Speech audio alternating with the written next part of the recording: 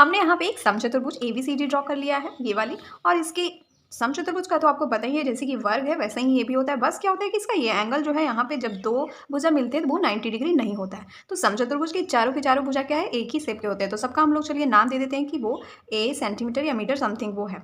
अब यहाँ पे जब हम बात करते हैं इसके परिमाप की, सबसे पहले तो समचतुर्भुज का परिमाप जो है वर्ग के परिमाप के बराबर होता है। और जैसे कि वर्ग का परिमाप था क्या, 4 गुनी भुजा, तो वैसे ही यहाँ पे परिमाप हो जा रहा है हमारा समचतुर्भुज का भी 4 गुणित भुजा। मतलब कोई भी भुजा, जैसे कि अगर ए है तो ए रहेगा। जैसे कि अगर एग्जांपल में देखते हैं हम लोग, ये समचतुर्भुज है जिसका कि ये एक साइड क्या है 2 सेंटीमीटर है, तो इसका परिमाप क्या होगा, तो 4 गुने 2 सेंटीमीटर कर देंगे हम लोग, तो ये आ गया हमारा 8 सेंटीमीटर, ये इसका परिमाप आया। अब जब हम बात करते हैं विकर्ण की, समचतुर्भुज का विकर्ण, तो यहाँ पे दो विकर्ण किसी भी चतुर्भुज में पॉसिबल है। तो जैसे कि ये जो हमारा समचतुर्भुज है, इसका विकर्ण कौन सा है, एक तो ये वाली लाइन, ब्लू वाली लाइन, जो जिसका नाम क्या है सी ए। इसके बाद एक दूसरा हमारा विकर्ण क्या है, तो वो है हमारा डी बी, ये वाली रेखा, ये हमारी डी बी जो रेखा है, दो रेखा है, दोनों के दोनों विकर्ण है। तो यहाँ पे जो विकर्ण है हमारा ए सी और डी बी, ये दोनों क्या है, इस बार बराबर नहीं होते हैं समचतुर्भुज में। वर्ग और आयत दोनों में आपने देखा कि उसके विकर्ण क्या है, बराबर होते हैं। तो विकर्ण इसमें बराबर नहीं होता है, तो इसलिए विकर्ण को फाइंड करने के लिए हमारे पास कोई डायरेक्टली मेथड नहीं होता है जब तक कि आपको एक विकर्ण का वैल्यू ना पता हो। अब जहाँ पे ये इंटरसेक्ट होते हैं दोनों विकर्ण, वहाँ पे एक बिंदु हम ओ मान लेते हैं, नाम दे दिया ओ। और क्या होता है कि ये यहाँ पे 90 डिग्री चारों के चारों बना रहे होते हैं कोण। लेकिन एक चीज़ आपको पता है कि ये जो है चारों आपस में होता है बराबर। जैसे डी ओ, एक विकर्ण जो है डी बी हमारा टोटल, वो उसमें दो भाग हो गए। एक तो पहला भाग डी ओ हो गया हमारा, दूसरा भाग क्या हो गया, ये छोटू वाला ओ बी।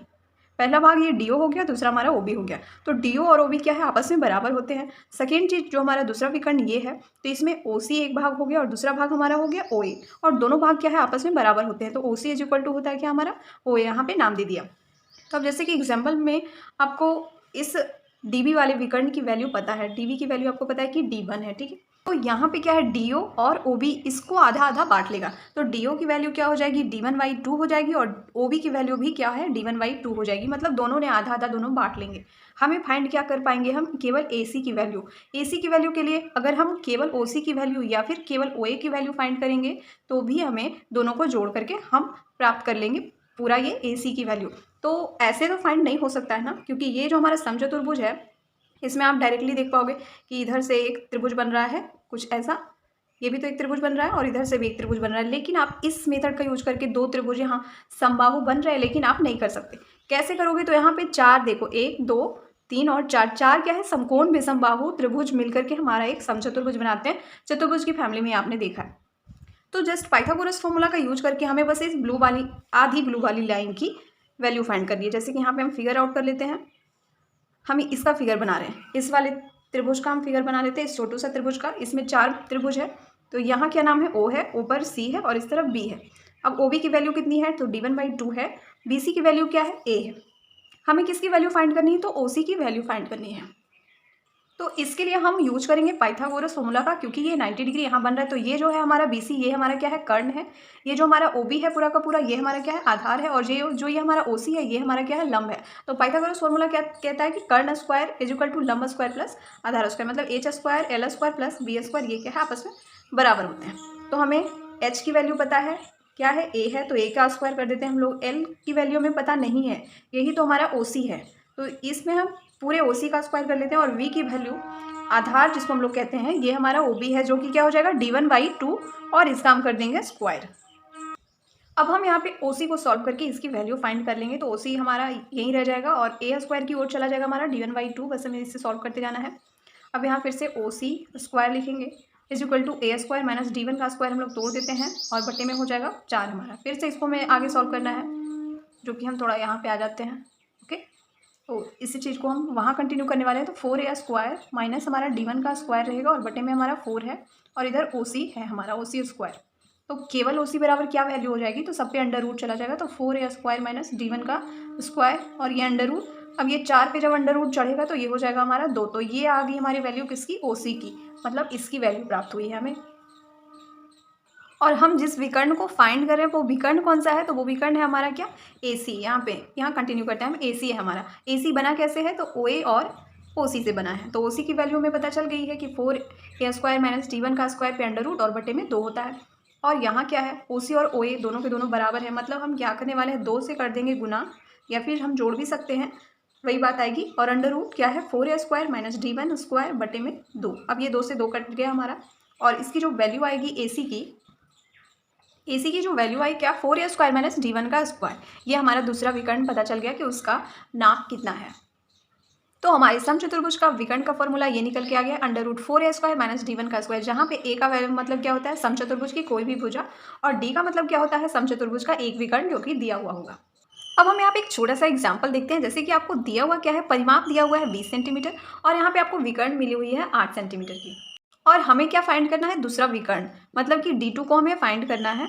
D2 को क्या है वो, अब जैसे कि किसी को भी मान सकते हैं कि या तो ये विकर्ण दिया हुआ है या तो ये विकर्ण दिया हुआ है, तो हमें क्या चाहिए, फॉर्मूला में क्या है कि 4a²। a का मतलब क्या है, भुजा है, जो कि हमारे पास उपलब्ध नहीं है, परिमाप दिया हुआ है उसके बदले में। D1 का मतलब क्या है, कोई एक विकर्ण है। D1 तो एक दिया हुआ है हमारा, 8 सेंटीमीटर दिया हुआ है ना D1, कोई एक विकर्ण। तो भुजा हमें फाइंड करना होगा, तो परिमाप से, तो परिमाप समचतुर्भुज का क्या होता है, परिमाप होता है हमारा 4a ना, 4a होता है। अब यहाँ देखो, परिमाप की जगह पे हम लोग रख देंगे, यहाँ देखो, सीधे इसको हटाओ, परिमाप की जगह पे हम लोग 20 सेंटीमीटर रख देंगे, और 4 ऐसे ही रहेगा। a तो हमारा भुजा है, तो चलो a को हम लोग ऐसे ही रखते हैं। तो अब इसको जब हम काटेंगे तो ये इस तरफ कट के आ गया, तो a की वैल्यू हमें कितनी फाइंड होगी, तो 5 सेंटीमीटर a की वैल्यू फाइंड होगी। अब दूसरा विकर्ण निकल जाएगा, हम D2 की वैल्यू आराम से फाइंड कर सकते हैं। D2 इक्वल टू क्या हो जाएगा, √, यही तो है हमारा 4, a के जगह पे हमें क्या रखना है, 5 को 5 का स्क्वायर करके यहाँ पे हम लोग रख देंगे, और माइनस में रहेगा। अब D1 हमारा क्या मिला हुआ है, 8 सेंटीमीटर, 8 का भी हम लोग कर देते हैं स्क्वायर। अब इसे हमें जस्ट सॉल्व करना है, तो 4 गुने हो जाएगा क्या, 25 माइनस 64। अब ये हो गया कितना, √100 माइनस 64 रह जाएगा। अब जब हम इसको घटाएंगे तो कितना आ जाएगा, 36, और 36 किसका होता है, तो 6 का होता है √। तो इस तरह से हमें D2 मतलब कि दूसरे विकर्ण की वैल्यू भी पता चल गई है। अब हमारा नेक्स्ट चीज़ है क्षेत्रफल, मतलब कि एरिया की, समचतुर्भुज का एरिया कितना होता है। तो जैसे कि आपने सब में किया ना क्षेत्रफल के लिए, एरिया के लिए, वैसे ही हमें इसमें भी करना है। तो समचतुर्भुज सबसे पहली बात जो बता चुकी हूँ, अभी भी कितने हमारे 1 2 3 4 समकोण विषमबाहु त्रिभुज से मिलकर बना होता है। तो इस त्रिभुज का क्षेत्रफल, इस त्रिभुज का क्षेत्रफल, इस त्रिभुज का क्षेत्रफल और इस त्रिभुज का क्षेत्रफल, मतलब यहाँ के चारों त्रिभुज का हमें क्षेत्रफल करना है फाइंड। तो 4 त्रिभुज का क्षेत्रफल गुना करके हम डायरेक्ट कर देंगे, इस बार हम उतना जोड़ने वाले नहीं हैं, ठीक। तो समकोण त्रिभुज के क्षेत्रफल का सूत्र क्या होता है, फॉर्मूला क्या होता है, 1/2 गुने आधार गुने ऊंचाई होती है, b गुने h होता है। अब यहाँ पे देख लें, इस तरफ आपको a दिया हुआ है, चारों भुजा इसकी a सेंटीमीटर है या समथिंग है।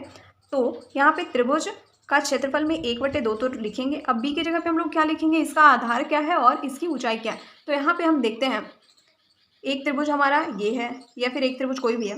तो आप क्या देख रहे हैं, आधार तो हमारा ये वाली लाइन है, OB जो है हमारी आधार है, और इसकी जो ऊंचाई है वो क्या है, तो वो OA है। AB का तो कहीं अस्तित्व ही नहीं है।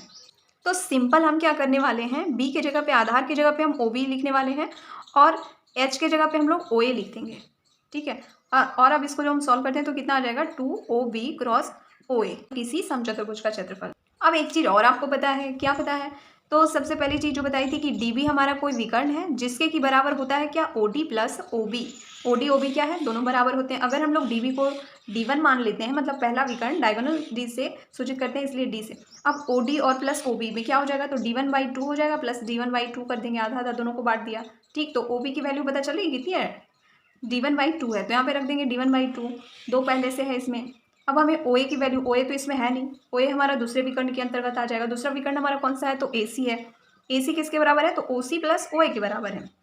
अब AC को जब हम दूसरा विकर्ण इसका नाम दे देते हैं, तो AC हमारा D2 हो जाएगा, और OC क्या हो जाएगा, ऑटोमेटिक D2/2 हो जाएगा, और OA भी हमारा ऑटोमेटिक D2/2 हो जाएगा।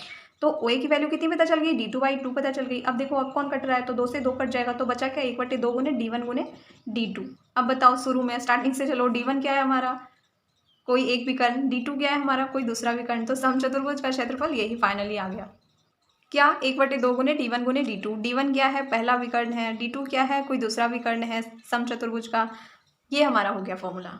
अभी इसके पीछे जो क्वेश्चन देखा था उसमें एक परिमाप कितना दिया, सॉरी एक विकर्ण कितना दिया हुआ था, 8 सेंटीमीटर दिया हुआ था ना, और दूसरा जब हम D2 लेके आए थे दूसरा विकर्ण, वो कितना आया था, तो वो 6 सेंटीमीटर आया था। तो उसी को हम करते हैं सॉल्व कि इस वाले समचतुर्भुज का क्षेत्रफल क्या होगा। तो क्षेत्रफल के लिए 1/2 तो रहेगा हमारा, D1 हमारा क्या 8 सेंटीमीटर, D2 हमारा क्या 6 सेंटीमीटर। अब बस हमें इसे गुना कर देना है, ये देखो ये कट जाएगा, और क्या आ गया, 24 सेंटीमीटर आ गया, सेंटीमीटर स्क्वायर। क्षेत्रफल का जो मात्रक होता है क्या हमेशा वो स्क्वायर में होता है, और परिमाप का जो मात्रक होता है केवल उसमें पावर बन रहता है, या तो वो सेंटीमीटर होगा, मीटर, किलोमीटर, कुछ भी। और विकर्ण का भी परिमाप सेंटीमीटर, किलोमीटर, कुछ भी होता है। बस क्षेत्रफल का जो मात्रक होता है उस पर स्क्वायर लगा हुआ होता है। क्यों? क्योंकि ये सेंटीमीटर सेंटीमीटर आपस में हो गए हैं गुना, तो सेंटीमीटर पे एक पावर था और इस सेंटीमीटर पे भी एक पावर था, तो ये आपस में इस तरह से जुड़ जाते हैं और सेंटीमीटर पे स्क्वायर बनाते हैं। आई होप कि समचतुर्भुज आपको बहुत बेहतर ढंग से समझ में आया होगा। अब आगे किसी भी प्रकार की आकृति होगी तो आप उसको सॉल्व कर लेंगे, क्योंकि आपको पता है कि करना क्या है हमें। बस किसी भी त्रिभुज में से उसको करके निकाल देते हैं हम लोग। तो आपको ये पसंद आया तो इसके लिए ज़रूर लाइक सब्सक्राइब करें, और कोई क्वेरी हो तो उसके लिए कमेंट करें। थैंक्स फॉर वॉचिंग, मिलते हैं नेक्स्ट वीडियो में।